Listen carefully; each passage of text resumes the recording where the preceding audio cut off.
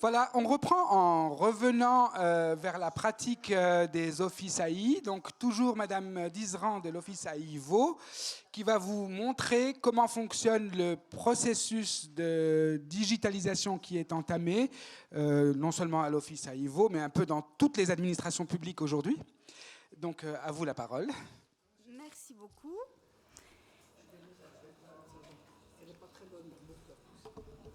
Faites. Donc effectivement, je me présente, Anne-Claude Dizran, je travaille à la facturation de l'Office AI Vaud. Et je suis là aujourd'hui pour vous parler du guichet en ligne. Je vais vous présenter une petite vidéo. Mais avant cela, une fois que la décision a été prise de l'Office AI Vaud, vous avez au bas de votre décision un QR code qui vous permet d'accéder directement au guichet en ligne. Effectivement, on n'a plus de facture papier. Donc, c'est vraiment le guichet en ligne. Après, c'est clair que si vous n'avez pas de moyen de facturer, on ne va pas vous laisser comme ça. On accepte encore le papier pour vos remboursements. Quand je vous parle de remboursement, c'est aussi bien de l'appareil acoustique, des frais de pile, mais également pour les réparations. Là, vous avez donc le QR code que vous pouvez voir, c'est sur le guichet, donc vous le retrouvez sur les décisions. Et également, à l'entrée, nous vous avons apporté des petits formulaires où vous avez une petite présentation, enfin un résumé de la vidéo que vous allez voir. Cette vidéo, vous pouvez la retrouver sur notre guichet en ligne, sur la plateforme et sur aivd.ch.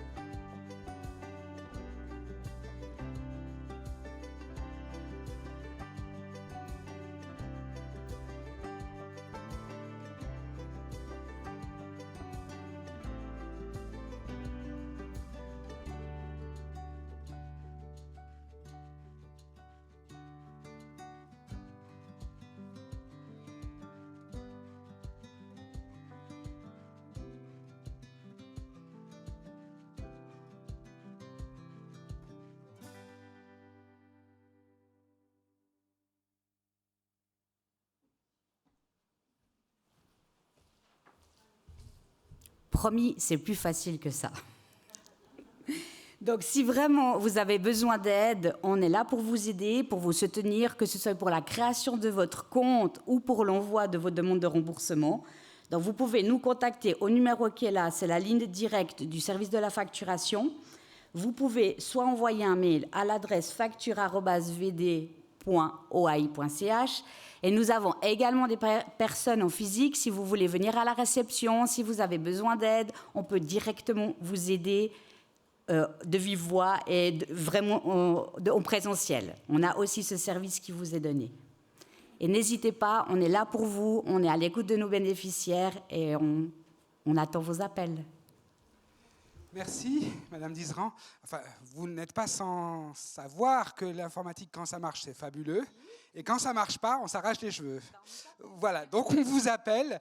Et puis on aura l'occasion de revenir avec vos questions sur ce processus-là cet après-midi. Merci. Maintenant, nous allons donner la parole à ProInfirmis, pour fondation bien connue de tout le monde, à Madame Franière et Madame Fouquet, qui vont nous expliquer comment leur organisation s'implique dans le soutien aux malentendants et aux sourds pour l'acquisition des appareils auditifs, dans lequel vous êtes impliqués de longue date. On ne vous a pas choisi par hasard. Merci beaucoup. Bonjour mesdames, bonjour messieurs. C'est avec grand plaisir que nous avons accepté votre invitation. Et puis, le projet va se dérouler en 2 phases. Je vais vous parler un petit peu du Conseil social de ProInfirmis et ensuite, je laisserai ma collègue Vanessa Fouquet vous parler du rôle plus spécifique des assistants sociaux concernant les personnes malentendantes. Ah, je n'ai pas le petit bip-bip. Le petit bip-bip. Hop là. Alors, c'est... Là. Voilà, donc je vais plutôt vous parler de la consultation sociale et je laisserai ma collègue vous parler du financement des appareils auditifs. La mission de ProInfirmis, donc ProInfirmis vise à l'indépendance et à l'autonomie des personnes en situation de handicap et à leur participation active à la vie sociale. Elle veille à ce que ces personnes ne soient pas défavorisées.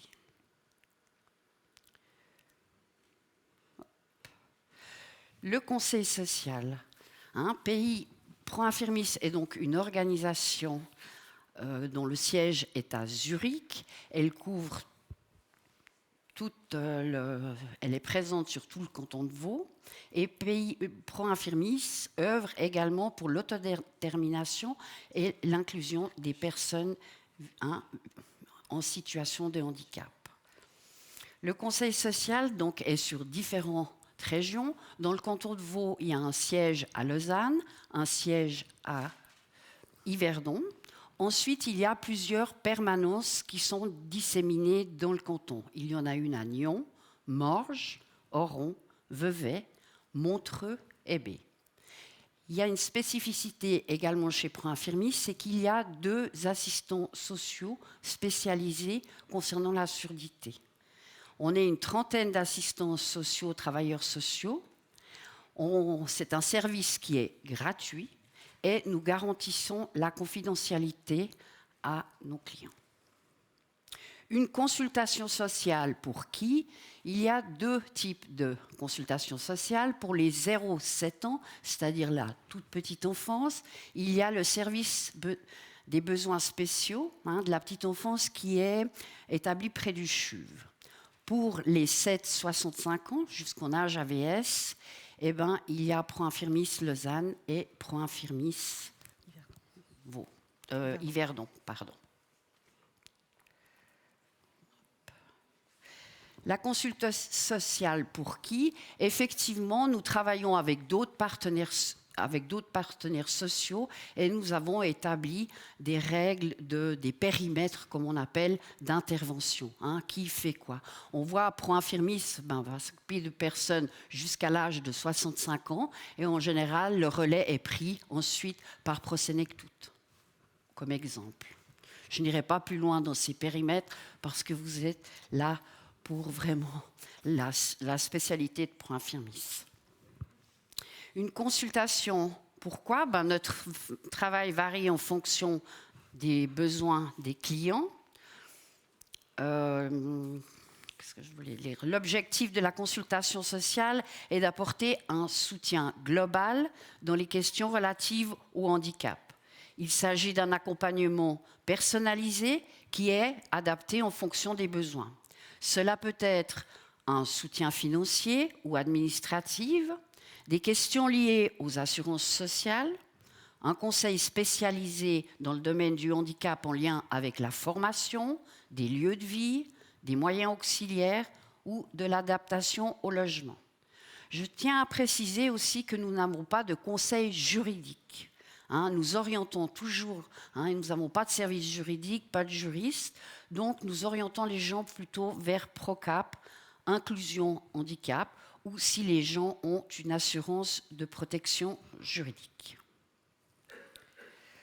Le rôle des assistantes sociales spécialisées, donc c'est connaître les spécificités de la surdité, organiser et avoir recours, s'il le faut, à des interprètes. Elles sont spécialisées aussi dans la communication avec les personnes sourdes ou malentendantes. Elles ont une bonne connaissance du réseau roman lié à la surdité et peuvent apporter des conseils spécifiques aux autres collègues.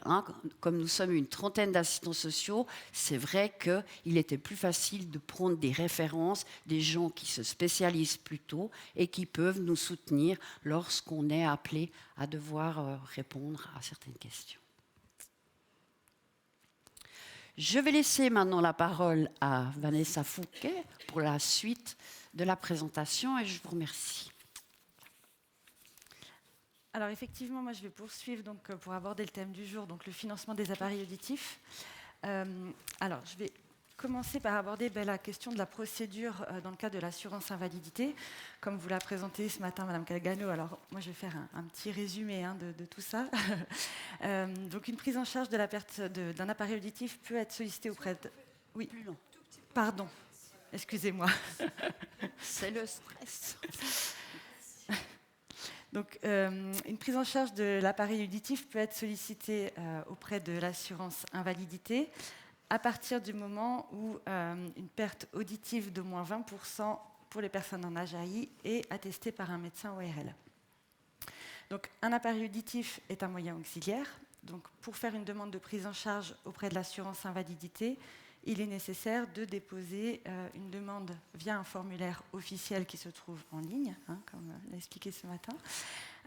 Donc pour cette procédure, nous, c'est un formulaire qui est assez simple à compléter, mais en tout cas notre service de consultation sociale reste sans doute disponible si vous avez besoin de conseils pour le compléter. Nous sommes là pour ça. Donc, après évaluation par l'Office AI, et donc si les critères sont remplis, effectivement, il peut y avoir l'octroi de forfait qui est accordé, donc en fonction effectivement de l'âge de la personne. Donc si c'est pour un enfant, un adulte ou une personne en âge AVS, le montant des forfaits varie. Donc là, on voit effectivement qu'il y a notamment des différences assez importantes entre les forfaits pour les enfants ou pour les personnes adultes, tout simplement parce que les enfants bénéficient d'une réglementation particulière. Et là, effectivement, ce sont des forfaits plus généreux. On va ouvrir une petite fiche info qui va résumer un petit peu les différentes possibilités de prise en charge. Donc une fiche info comme ça, qui se trouve sur le site Info Handicap si vous avez besoin. Et c'est un document qui reprend un petit peu les différentes possibilités de financement des appareils auditifs. Et notamment la page 3. Ici, donc on voit effectivement ce tableau qui résume un petit peu les différentes possibilités de prise en charge en fonction des âges. Donc là, si on prend le cas d'une personne adulte en âge AI, donc la première case en haut à gauche, on voit effectivement les différents forfaits qui peuvent être accordés. Et puis, on voit que la caisse maladie, là, est précisée. Donc, en fait, c'est pour les personnes qui ne remplissent pas les conditions générales de l'assurance. Pour remplir un droit AI, c'est l'assurance maladie qui va intervenir en lieu et place de l'AI pour accorder le même montant de forfait. La seule chose à savoir, c'est qu'effectivement, quand c'est l'assurance maladie qui entre en matière, il y a la déduction de la franchise et de la quote-part qui se fait à ce montant de forfait. Donc là, à ce moment-là, effectivement, s'il y a une franchise haute, le forfait peut vite être englouti. Donc là, il faut être vigilant par rapport à ça et plutôt préférer une franchise basse si vous savez que vous ne remplissez pas ces conditions d'assurance par l'AI. Mais on en reviendra un petit peu aussi après par rapport à ça. Puis on vous invite aussi toujours à quand même vérifier si vous n'avez pas une assurance complémentaire qui peuvent venir compléter le financement. Et puis il y a le cas aussi particulier des personnes bénéficiaires des prestations complémentaires. Voilà. Hop. On peut revenir sur le PowerPoint. Merci.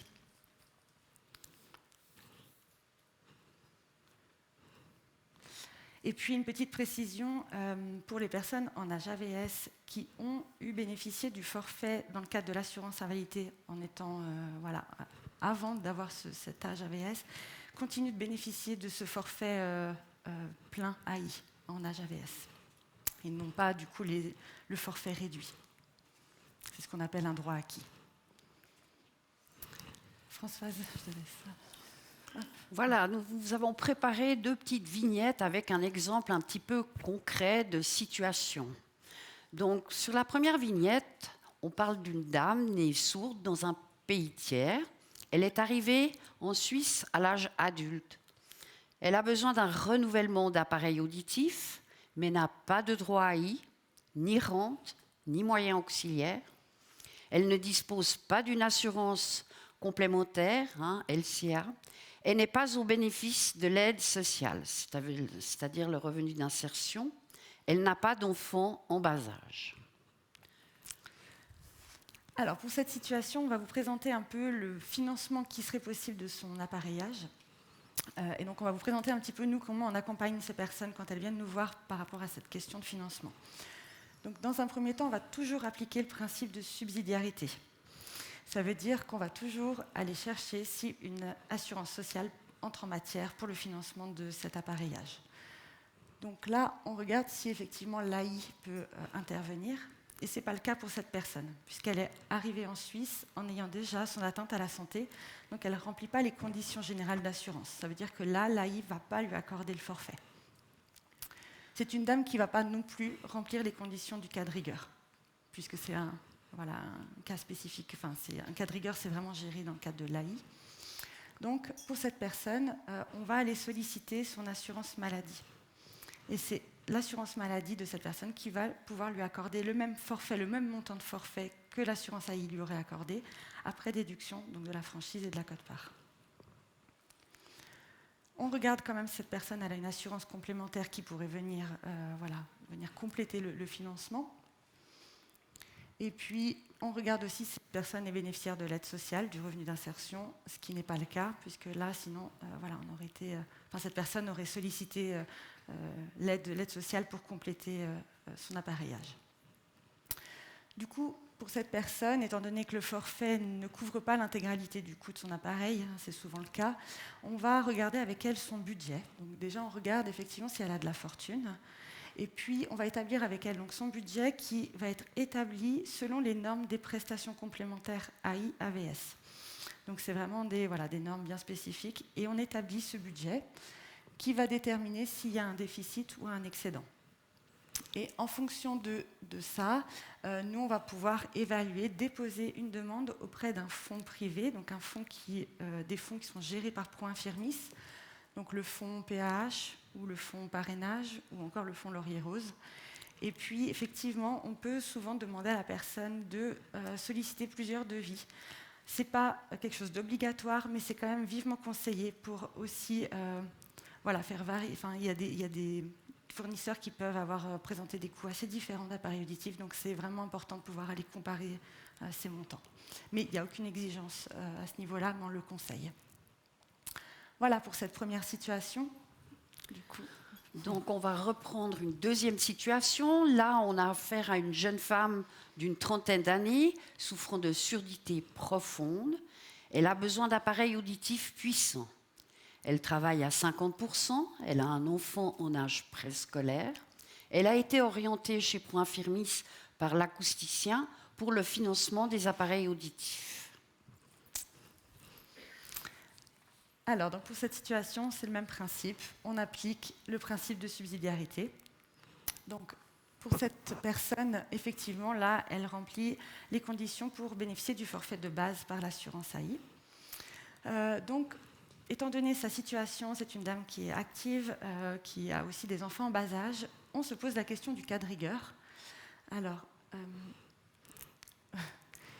il faudrait passer à la slide suivante, c'est la slide du cas de rigueur, si c'est possible. Comme ça, je vais en parler maintenant.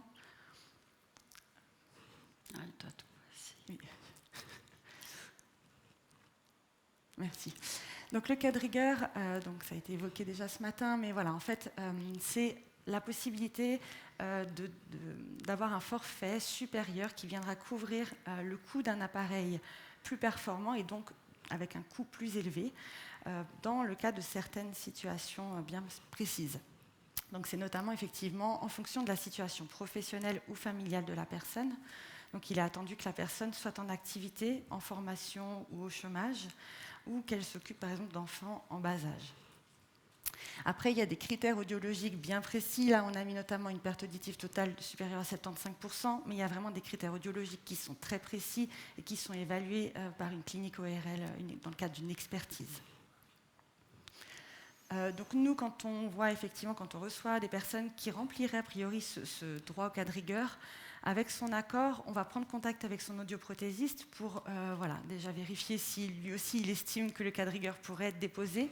Et puis on se met un petit peu en accord par rapport à la mise en œuvre, cette démarche pour faire la demande auprès de l'AI.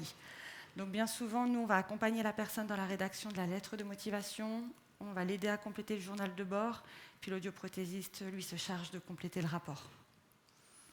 Voilà, donc encore une fois, il y a aussi donc, cette possibilité de cas de rigueur pour les personnes en âge AI qui ont bénéficié du cas de rigueur en âge AI. S'ils remplissent encore les mêmes conditions à l'âge AVS, le droit est acquis. Voilà, alors, je vais juste revenir sur le financement de la vignette 2. Je ne sais pas si... Tu peux pas revenir. Je peux pas revenir. Ça vient. Voilà.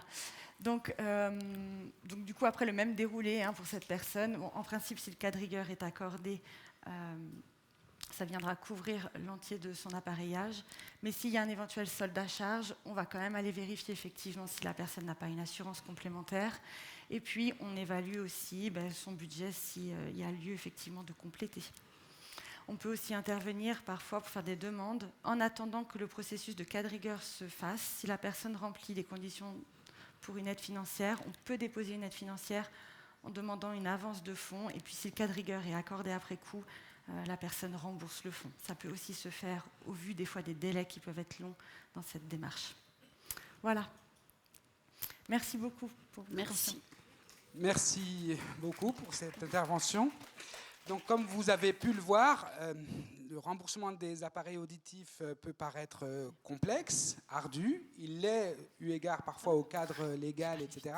Mais aussi bien les offices AI, les audioprothésistes, les associations sont là pour accompagner les personnes qui en ont besoin dans ce processus-là. Les personnes ne sont pas livrées à elles-mêmes.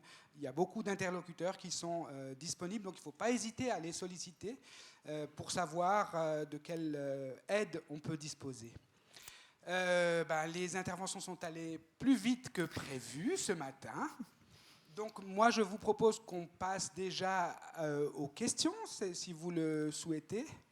Comme ça, on arrivera gentiment jusqu'à l'heure du repas et on permettra à l'équipe de préparer la cuisine en temps et en heure. Moi, j'en ai en tout cas déjà une, peut-être pour lancer le débat, c'est pour Madame Calcagno. Aussi bien Mme Calcagno que Mme Fouquet a insisté sur l'importance du droit acquis. Je vous ai entendu dire « mais même un mois avant, il faut y aller ». Voilà. Est-ce que vous pouvez expliquer ce que c'est qu'un droit acquis et pourquoi il est important de le mettre en œuvre dès que possible ?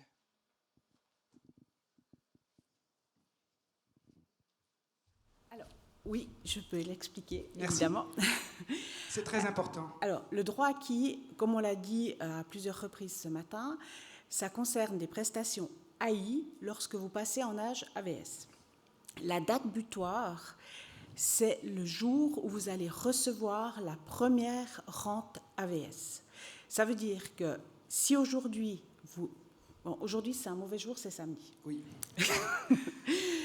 Votre anniversaire est le 1er juin, donc vous aviez jusqu'à hier, vendredi, pour déposer la demande en droit AI.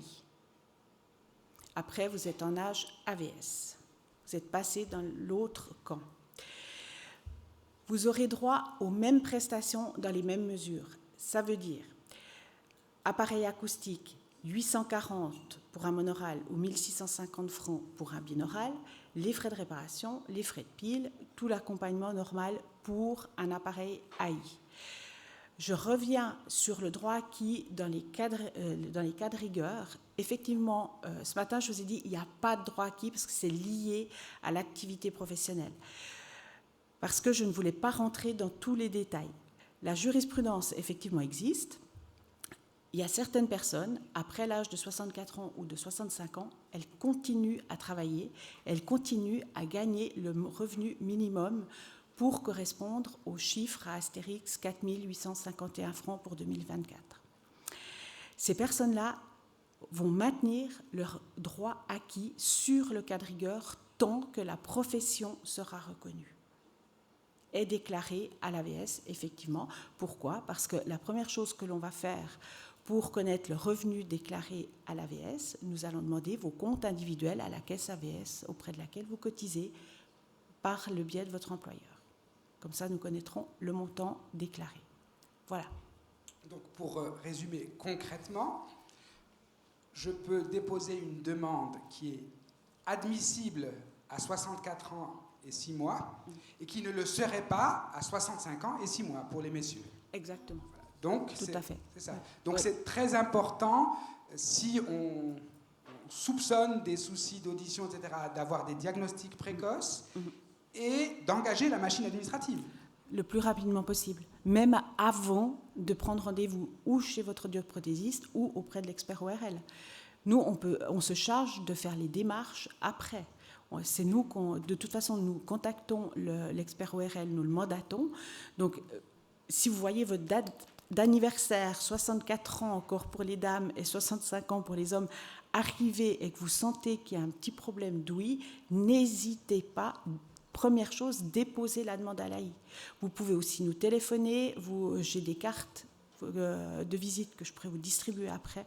Si vous voulez avoir des renseignements plus précis par rapport à votre cas personnel, il n'y a aucun problème. Mais n'hésitez pas, dès que vous sentez une petite perte, au pire, si vous n'avez pas les 20% de perte, on vous fera un refus. Mais au moins, le cas, il aura été examiné.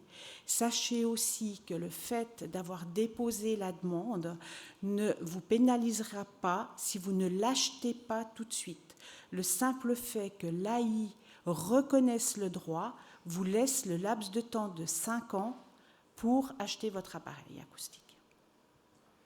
Oui. Et en cas de retraite anticipée, c'est la date d'anniversaire ou Donc je répète la question parce que madame n'avait pas de micro. En cas de retraite anticipée, est-ce que c'est la date anniversaire qui fait foi ? Alors ça dépend de la retraite anticipée que vous allez prendre. Si vous prenez une retraite anticipée en ne demandant que la retraite deuxième pilier avec une rente pont, si votre deuxième pilier le prévoit, vous n'êtes pas considéré en âge AVS. C'est du moment où vous activez la rente AVS, le premier pilier. C'est à partir de ce moment-là. Merci. Smita, tu as une question ? Voilà.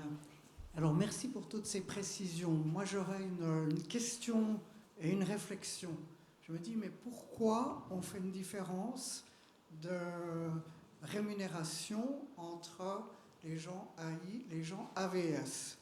D'autant plus qu'on sait que les personnes qui deviennent malentendantes âgées, eh bien, vont développer, si elles ne sont pas appareillées, des troubles cognitifs qui vont coûter beaucoup plus cher à la société. Alors, la question, je sais que vous, vous exécutez, vous le faites très bien certainement. Est-ce qu'il y a un argumentaire là derrière ? Est-ce qu'il y a un argument qui dirait, bah oui, je ne sais pas. Sinon, parce qu'après nous, on se sent un peu mis de côté. Une fois qu'on est âgé, bah, on entend, on n'entend pas, on s'en fiche. C'est un petit peu difficile. Voilà. Merci. Alors, j'entends très bien votre question et votre souci. C'est une réflexion qui personnellement me touche énormément. Je peux vous assurer que je martèle souvent la position des personnes en âge AVS pour partager leurs soucis au téléphone de manière journalière. J'aurais voulu être dans la tête du législateur qui nous a mis cette limitation. Je ne sais pas si ça va vous rassurer, mais il n'y a pas que les appareils acoustiques qui sont pénalisés dans l'AVS, mais c'est la circulaire des moyens auxiliaires dans son entier qui a été sabrée, puisque nous avons 15 chiffres mailles et des sous-chiffres dans l'AI, donc ça représente toute une palette de moyens auxiliaires qui peut être donnée en âge AI, et en âge AVS, la circulaire, elle se réduit à 8 chiffres. Donc déjà là, on voit la volonté en fait de réduire la prestation. Il y a certainement une raison à tout ça, qui n'est pas très populaire. On n'aime pas tellement l'articuler, mais le législateur, dans sa réflexion, a aussi pris en compte le vieillissement et la part de la normalité, par exemple, de perte de l'ouïe à cause de l'âge. Après, pour moi, voilà. Je ne veux pas rentrer dans mes sentiments personnels, je ne suis pas là pour ça, mais sachez toutefois qu'il y a des personnes qui travaillent. Nous-mêmes, les Office AI, nous martelons à Berne les choses que nous ressentons et que nous vivons sur le terrain. Hein. On est là aussi pour remonter vos réflexions, vos remarques, etc. Nous le faisons, que ce soit au travers de groupes de travail ou au travers des audits auxquels nous sommes soumis chaque année par l'OFAS. Et sachez qu'il y a une motion qui a été déposée au Parlement pour que la circulaire AVS soit élargie au même titre que la circulaire AI. Ça prendra le temps qu'il faudra. Vous savez qu'on est dans un pays démocratique. Les changements de cet ordre sont souvent très longs et très coûteux, mais rien que le fait qu'une motion soit déposée est déjà un énorme pas en avant. Moi, ça fait 24 ans que je travaille à l'assurance invalidité. C'est la première fois qu'une motion telle est déposée. En même temps, Madame Calcagno, quand vous dites le législateur, j'ai envie de vous dire le législateur, c'est nous, non ? Aussi. Alors, c'est là où c'est compliqué. C'est nous qui mettons le bulletin de vote dans l'urne. et après, c'est ces personnes que nous avons mis en place, en fin de compte, qui vont réfléchir à nos bienfaits. Et voilà. Donc, c'est compliqué. N'oubliez pas que l'Office AI, nous sommes à l'écoute, nous sommes très sensibilisés aussi. C'est pourquoi nous sommes présents aussi aujourd'hui par les problématiques de nos assurés. Malheureusement, le cadre légal est là et nous devons nous y soumettre et le respecter. Sinon, on en parlera encore cet après-midi du cadre légal parce que les choses sont en train de bouger, elles ne sont pas figées, les choses évoluent. Est-ce que vous avez d'autres questions ? Par rapport à la loi qui évolue, comme vient de le souligner, sachez que notre loi est modifiée chaque année. Chaque année, entre fin décembre et début janvier, nous recevons les nouvelles directives de l'OFAS avec tous les changements qui ont été mis en place. Et chaque année, nous devons appliquer ces nouvelles directives. Merci. Je crois qu'il y a encore une autre question. Bonjour. Moi, j'aurais une question parce que j'ai été appareillée donc, en âge AI et j'ai perdu un appareil que je n'ai jamais fait remplacer. Et maintenant, ça fait plusieurs années que je n'ai plus d'appareil et je voudrais savoir si je retourne à l'AI, si je suis prise en charge AI ou AVS. Est-ce que mon dossier est toujours valable ? Alors, normalement, oui. Sauf si on l'a perdu, ce que je ne pense pas. Alors, vous auriez dû vous inquiéter plus tôt, j'ai envie de vous dire.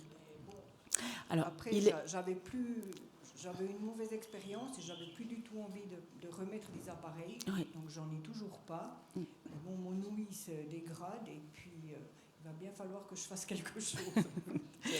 Du moment que vous avez bénéficié une fois dans votre vie, dans l'AI, à un appareil acoustique, nous allons vous le renouveler. Parce qu'en fin de compte, nous, on n'est pas au courant si...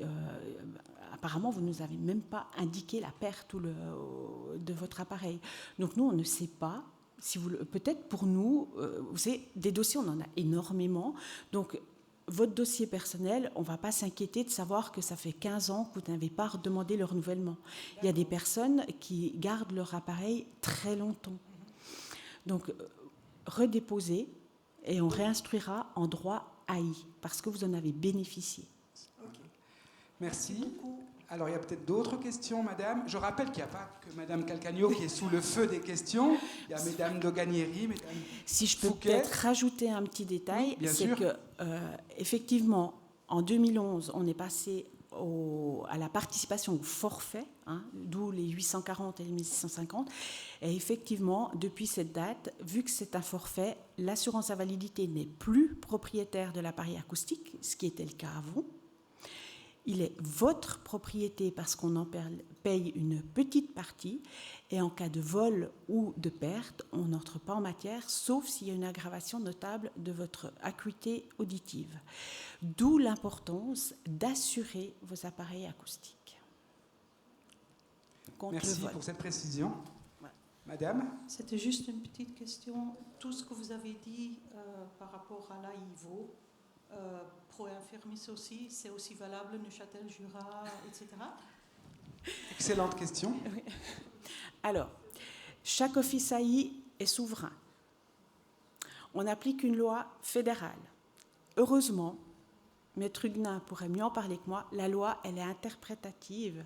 Et je dirais heureusement, parce que si elle était trop carrée et trop fermée, on ne pourrait plus ouvrir un petit peu à certains cas limites. Chaque office doit appliquer le 20% de perte auditive pour l'AI, 35% pour l'AVS. Par contre, chaque office est libre d'organiser et d'avoir des particularités. Cela dépend souvent, en fin de compte, de la direction. Les directeurs des offices AI sont libres d'avoir un choix d'octroi strict ou un choix d'octroi ouvert.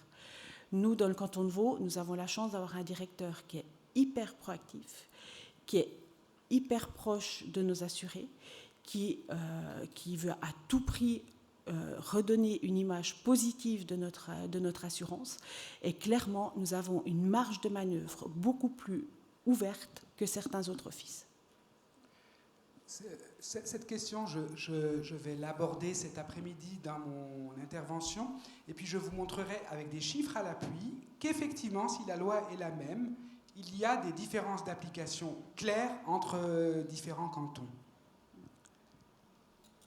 Y a-t-il d'autres questions ?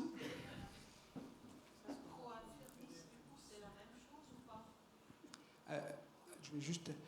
Est-ce que Pro Infirmis observe des différences cantonales ? Je propose qu'on aborde cette question cet après-midi, puisque ce sera vraiment dans le cœur de la question.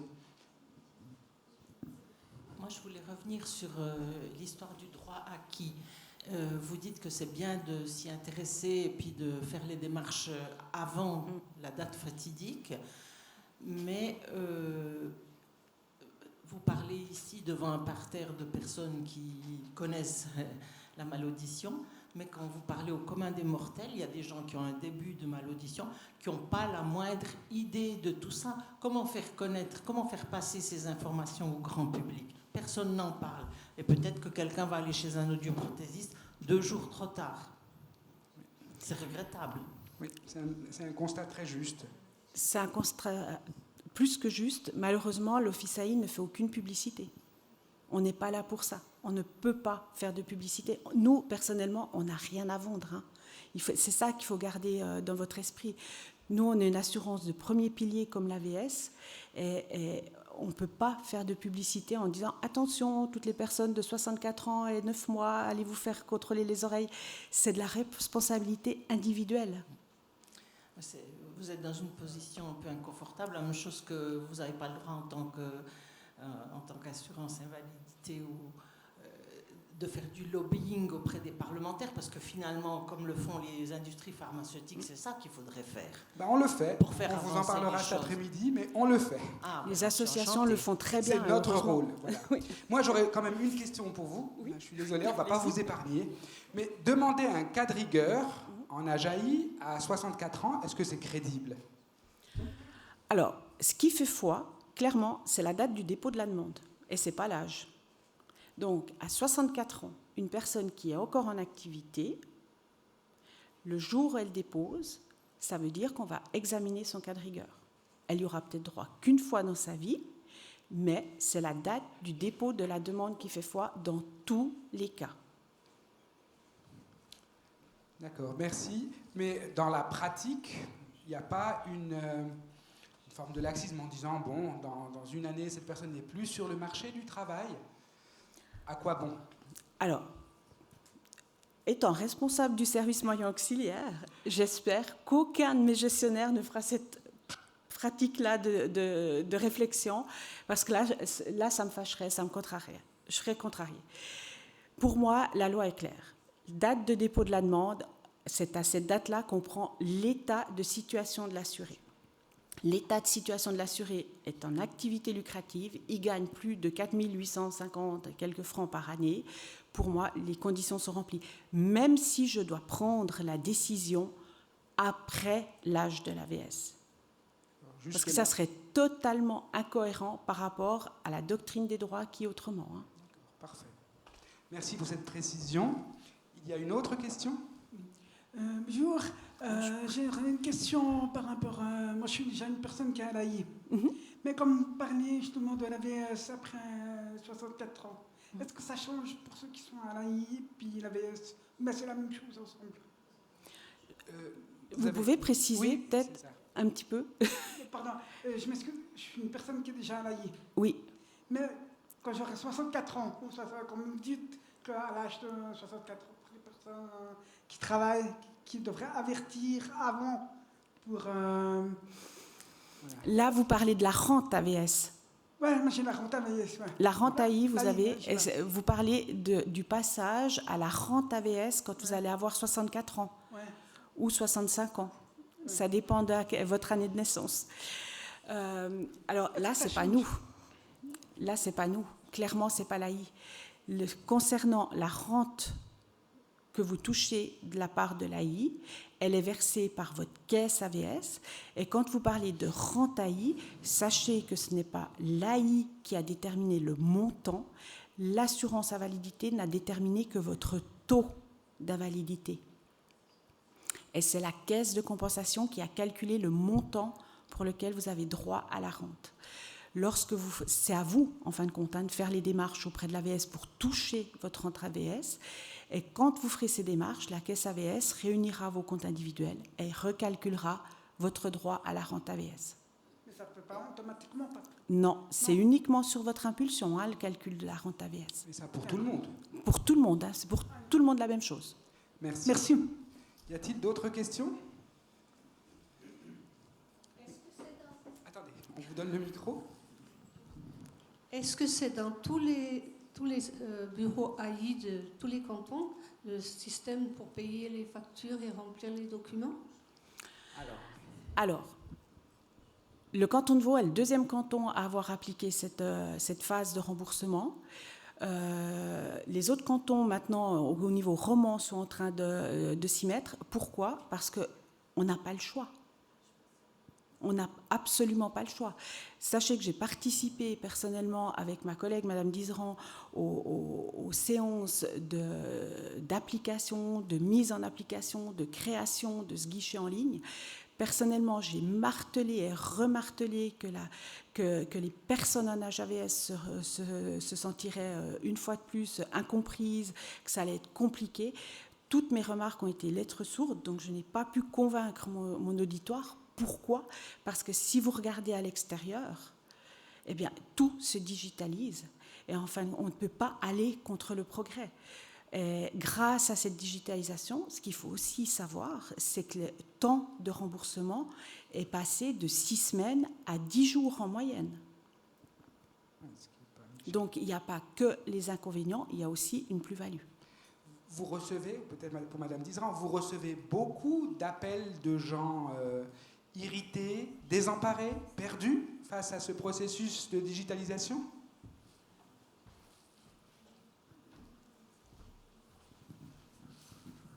Alors, on a eu beaucoup de questions au départ pour la mise en place, pour l'inscription.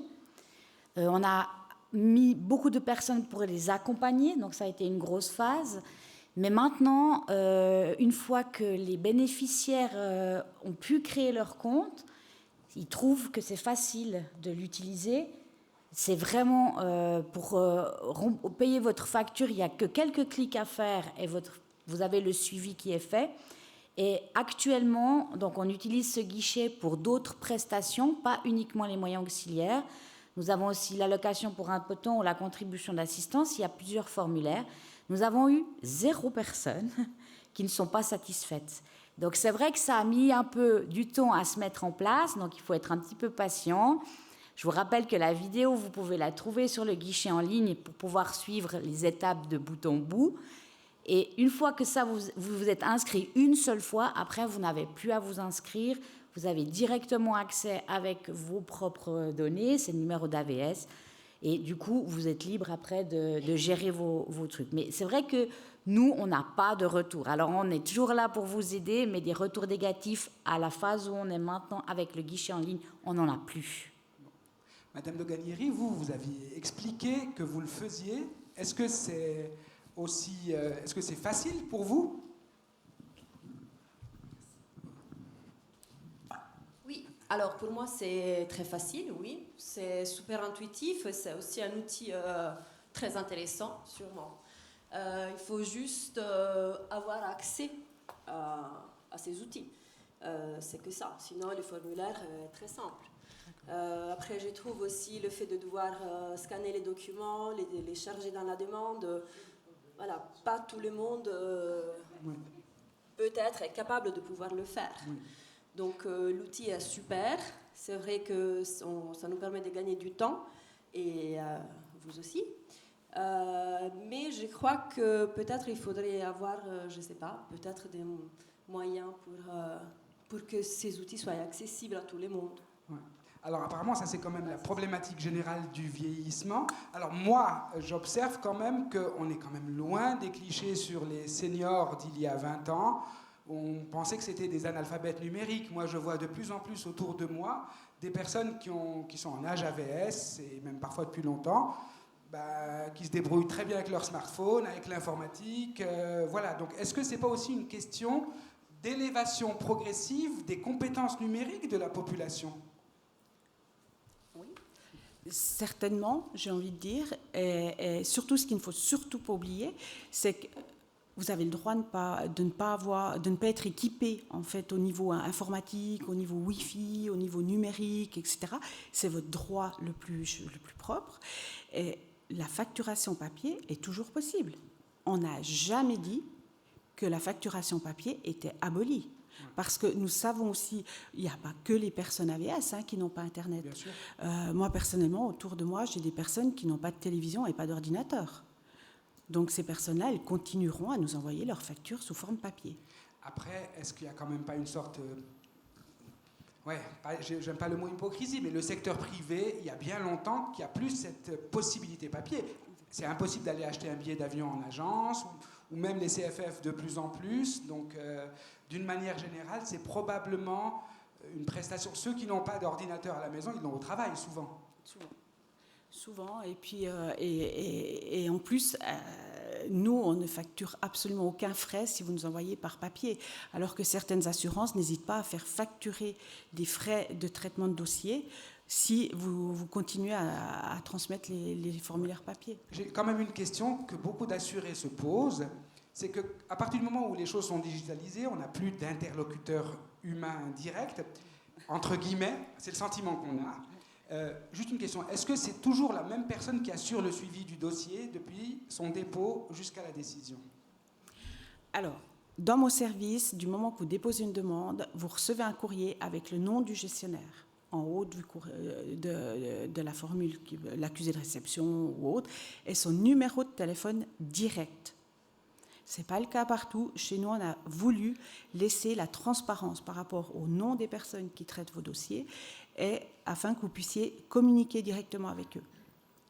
Lorsque cette personne est absente, son téléphone est de toute façon dévié sur quelqu'un d'autre. Donc normalement, du moment que vous appelez l'AI, si ce n'est pas un gestionnaire de dossier, vous arriverez à la réception qui vous donnera tout à fait les renseignements, parce qu'ils ont une formation tout à fait adéquate pour répondre à ces questions-là, et vous pourrez avoir les réponses par une personne et pas par une machine, hein, je vous assure. Hein. Nous avons des téléphones tous les matins.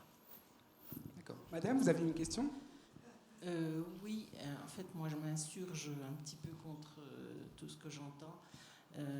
Pour info, juste, je me suis intéressée à l'informatique quand il n'y avait pas encore d'ordinateur dans les bureaux. J'ai fait de la programmation.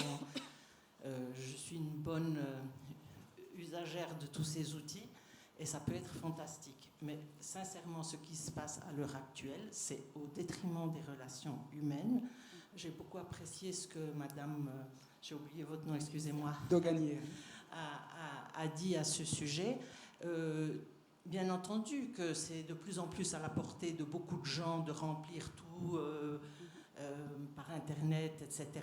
Mais la relation humaine, elle se perd. Or, on a affaire à des personnes soit en situation de handicap, soit des personnes âgées, même si elles n'ont qu'un début de malentendance, mais ce sont des personnes pour lesquelles les relations humaines sont extrêmement importantes. Et puis, vous parliez on a toujours un interlocuteur. Avec ma fille, on a passé 3 jours dernièrement à discuter avec un robot en ligne avant que, enfin, c'était pas l'AI. Mais bon, mais voilà, mais c'est des choses qui arrivent tout le temps. C'est des choses qui arrivent tout le temps. Et on se fait grignoter de plus en plus notre autonomie. Et on infantilise les gens en leur disant comment, mais tu sais pas comment, mais t'as pas de téléphone portable, comment, mais un air de dire, bon, écoute, t'es un rebut de la société, c'est bon, on t'a vu maintenant. Je parle là comme une personne indignée parce que je ressens ça. Et puis les gens, ils ne vont pas vous téléphoner pour vous dire ça, tout ce qu'ils ont sur le cœur. Mais rencontrez les gens dans le privé, vous allez voir tout ce qu'ils vous disent, tout ce qu'ils disent à personne d'autre. Donc, je pense que c'est une affaire de société et que tous, on devrait être très attentifs. En fait, ce n'est pas une question, c'est un ressenti, une remarque. Oui, très juste, d'ailleurs. Alors, j'aimerais juste rebondir. Alors, je vais... par rapport à votre dernière remarque, les gens nous téléphonent et nous disent ce qu'ils ont sur le cœur. On est aussi une oreille attentive pour bien des personnes. Pourquoi ? Parce que souvent, ils ne savent pas qui appeler et ils appellent l'AI. Moi, dans mon service des moyens auxiliaires, ce que je regrette le plus, c'est que malheureusement, nous n'avons pas assez de visites de nos assurés. Notre office est ouvert de 8h à midi, de 8h à 17h non-stop, y compris pendant la pause de midi. Nous ne recevons pratiquement jamais de visite. Nous aimerions vous rencontrer. Venez, c'est pas fermé. Nos guichets sont ouverts, les personnes sont là. Alors, j'en suis ravie, mais il se trouve qu'on a affaire à un autre office AI qui a sûrement aussi beaucoup de qualité, ça c'est indéniable. Mais concrètement, ma fille qui est sourde, donc elle est pas malentendante, elle est vraiment sourde profonde, ne peut pas parler au téléphone. Donc, c'est moi, si vraiment il y a urgence, il faut faire un appel téléphonique, c'est moi qui se fais le relais. Et à l'office AI, on a dû discuter pendant fort longtemps parce qu'elle demandait un rendez-vous pour aller s'expliquer de vive voix. Et elle s'exprime très bien, elle n'a pas besoin de sa mère pour être intermédiaire.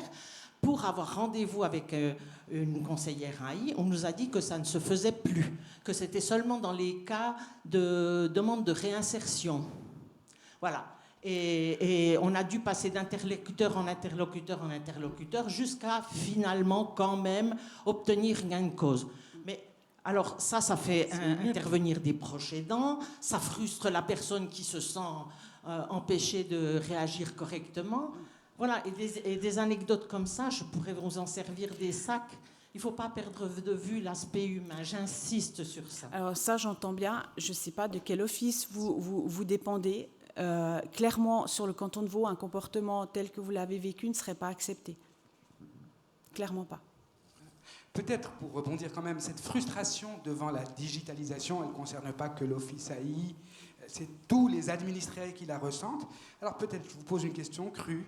Est-ce que la digitalisation induit des économies pour vous? Pas du tout. Voilà, non, mais c'est comme ça, c'est clair. Alors non, pas du tout. Voilà. La partie, peut-être, le fait d'envoyer la facture, d'aller à la poste, cette réflexion a eu lieu pendant le Covid où on s'est plus senti de devoir amener nos bénéficiaires à se déplacer. Ce n'était plus possible. Donc on a eu au tout début cette réflexion pour faciliter la vie de nos bénéficiaires. La sécurité, à l'époque, c'était vraiment la sécurité et la santé. Et la partie avant, donc partie bénéficiaire, de mettre l'enveloppe, de mettre un timbre, cette partie-là, elle a été résolue, elle a été diminuée en temps. La partie d'après pour la facture, pour le paiement, ça a aussi réduit, mais la partie du milieu, la nôtre, le contrôle, de tout vérifier, cette partie-là, on n'a pas de gain de temps. Donc pour nous, ça facilite de vous payer, donc c'est vraiment quelque chose qui a été fait dans le but du bénéficiaire. Nous, on gagne pas grand-chose, parce que le temps de contrôle, il est exactement le même, que ce soit une facture papier ou que ce soit une facture électronique. D'accord. Merci. Madame Lovis, vous vouliez poser une question? J'ai juste une remarque. Je pense qu'il ne faut pas hésiter à demander de l'aide. J'ai rempli, pas plus tard qu'il y a une semaine, une demande de viatique avec une apprentie. Je suis répondante surdité dans un centre de formation professionnelle spécialisé. Et on a ouvert le dossier ensemble.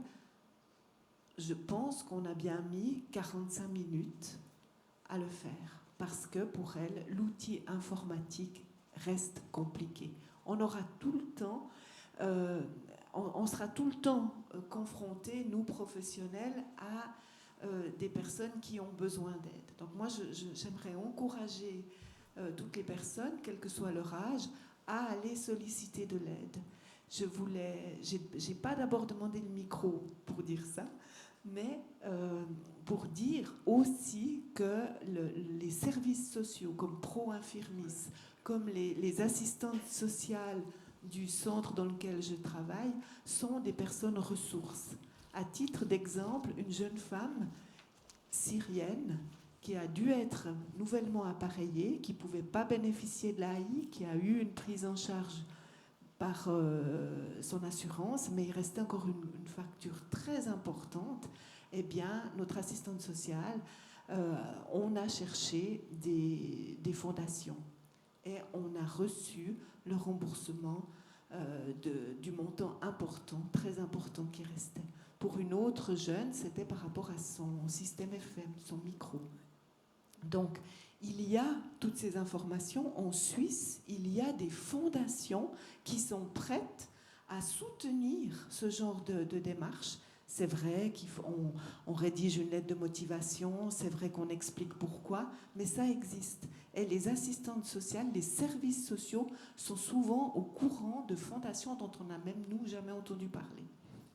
Merci. Alors, ça tombe bien parce que je voulais demander à Madame Fouquet et Madame Franière leur expérience en la matière. Je vous remercie d'abord pour votre intervention, Madame Levis. Effectivement, nous, on travaille avec une population qui n'est pas en âge AVS. Et nous sommes ouverts, nous conseillons, nous accompagnons des personnes à remplir des questionnaires d'allocation pour impotence, toutes sortes de documents. Nous nous donnons du temps. Simplement, effectivement, nous intervenons si on nous le demande. Hein. Nous ne faisons pas non plus de publicité, hein, ça c'est clair. Mais chaque personne qui a besoin d'un soutien pour rédiger un courrier, pour faire une demande... créer un guichet en ligne, eh ben, nous prenons du temps, nous nous mettons à côté de la personne et nous le faisons avec. Alors moi, je vous pose une question, à toutes peut-être. Pourquoi c'est si difficile de demander? Parce qu'on n'aime pas. C'est pas le système qui est difficile. Alors vraiment, j'aimerais bien vous entendre parce que c'est vraiment récurrent cette idée. L'offre est là, le soutien est là, mais les gens ne viennent pas. C'est difficile pour l'être humain de demander. C'est s'abaisser, demander. C'est se mettre en état de faiblesse de demander. Dans nos éducations, en fin de compte, on n'aime pas demander, surtout pas aux assurances sociales, surtout pas à Pro-Infirmis, à l'AI.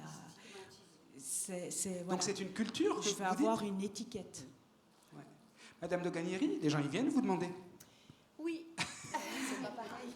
Alors, après, oui, Madame Calcagno dit c'est pas pareil de demander à une administration, mais on va y revenir. Oui, c'est complètement différent, je pense. Et puis moi, je suis vraiment en contact avec les gens. Donc, oui, ils viennent, on discute et puis on va chercher des solutions. C'est Donc parce là, que vous êtes là, ils viennent pas vous chercher. En Exactement. À mon avis, les gens sont pas tellement au courant, ils sont pas tellement informés qu'il y a cette possibilité.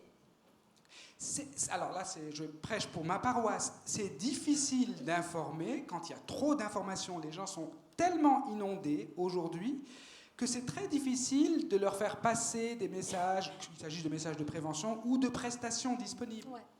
Bah, c'est pour ça que moi j'ai fait le petit tableau que vous avez vu dans la présentation avec tous les différents organes compétents et puis avec les montants et avec les adresses et les coordonnées pour informer les personnes. Madame Calcagno, quand même, moi j'ai été attentif au fait que vous n'avez pas parlé de patients, vous n'avez pas parlé de personnes malades, vous avez parlé d'assurés. Et une assurance, à partir du moment où on la contracte, on a un droit. Donc pourquoi c'est difficile de demander ? Parce que l'AI, souvent les gens, c'est une étiquette. Je vais être à l'AI, même pour un appareil acoustique. Et on n'a pas envie d'être à l'AI.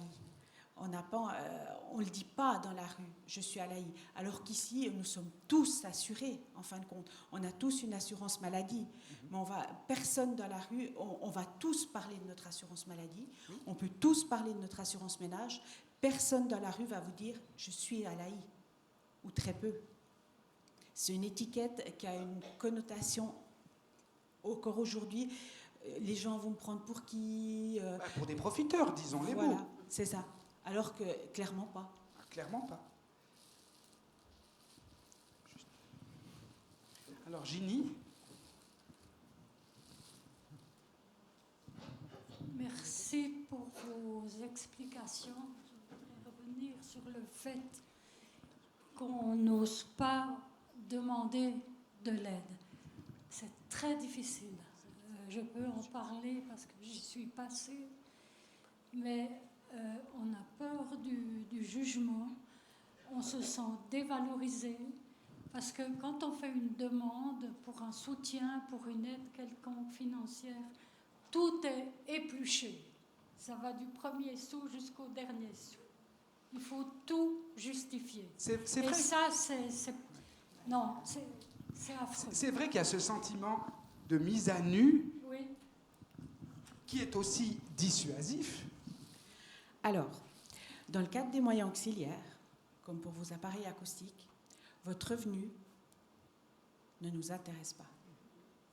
Vous avez le même droit. Non, absolument pas. Du moment que vous cotisez en Suisse, vous êtes suisse, même si vous êtes femme au foyer, homme au foyer, vous ne travaillez pas, par défaut, vous êtes assuré, parce que vous êtes domicilié en Suisse et vous êtes suisse. Donc, quand on prend en charge un appareil acoustique, votre revenu ne nous intéresse jamais. La seule fois où on s'intéresse au revenu, c'est pour le cas de rigueur, parce que c'est lié à l'activité lucrative. Quand on s'intéresse au revenu d'une assurée pour un appareil acoustique, c'est pour le cas de rigueur, parce que c'est lié à l'activité lucrative. Une personne qui est au social a le même droit qu'une personne qui gagne 100 000 francs par mois. Le revenu n'est pas notre critère d'octroi. De par la loi. De par la loi. Notre critère d'octroi, c'est votre perte auditive. Merci. Alors, monsieur avait une question.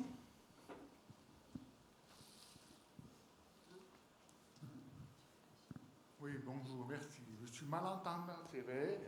Et j'ai de la peine avec le téléphone. Alors, j'ai bien mon correspondant qui a son numéro de téléphone inscrit sur mon fichier, sur mon dossier. Est-ce que je peux demander, ou bien si c'est pour une question de protection de données, que la personne ne donnerait pas son email pour communiquer? Vous pouvez. Oui. Moi, je travaille autant par téléphone que par mail. On a plusieurs sources d'entrée. Vous avez notre téléphone, vous avez l'email personnel de votre conseiller, il y a l'email général où vous pouvez poser des questions. Ils nous sont transmis par thème. Donc l'email est tout à fait c'est devenu courant pour nous. Merci. On arrive gentiment à la fin de cette matinée. Et donc je vais encore vous solliciter. Mais quand même, quand on vous entend, on a quand même l'impression qu'entre l'AI, d'une manière générale, et les assurés, il y a quand même un grand malentendu. Je suis d'accord. Pourquoi ? Pourquoi il y a un gros malentendu ? Parce que l'AI est une immense machine. C'est très complexe. On est une des assurances sociales les plus complexes qu'il y a en Suisse à appliquer. Mais sachez que ce qui est compliqué pour vous, n'oubliez jamais que derrière les bureaux AI, nous sommes des humains comme vous et nous rencontrons les mêmes difficultés que vous. Le seul avantage qu'on a sur vous, c'est que quand on a un besoin AI, on a la chance de connaître la loi. Et encore, pas en complet. Parce que moi, je peux vous parler des moyens auxiliaires, ma collègue, elle peut vous parler de la facturation, mais si vous me demandez une question sur une rente ou une impotence, je suis incapable de vous répondre. C'est très compliqué. On pourrait faire autrement que cette extrême complexité ? Alors, depuis des années, nous simplifions nos procédures. Nous essayons d'être au plus proche de nos assurés. Aujourd'hui, dans le canton de Vaud, quand vous demandez un appareil acoustique, dans les 5 jours, vous avez la décision après la réception de l'expertise ORL. Nous recevons l'expertise ORL, nous rendons la décision. En 5 jours, ça doit être rendu. On a des compteurs qui tournent, hein. L'audit est là pour nous surveiller. Le seul coin où ça bloque encore, c'est les cas de rigueur, comme l'a indiqué Madame Doganieri. Voilà. Malheureusement, c'est sur des délais d'instruction pour lesquels nous ne sommes pas, on n'a aucun pouvoir. On ne peut pas aller au CHUV, lui demander au docteur Maire de prendre les gens en 15 jours. Son agenda est plein 8 mois à l'avance. Merci, on va clore cette matinée et se retrouver autour d'une table. Donc bon appétit à tous et puis à tout à l'heure. Merci. Attendez.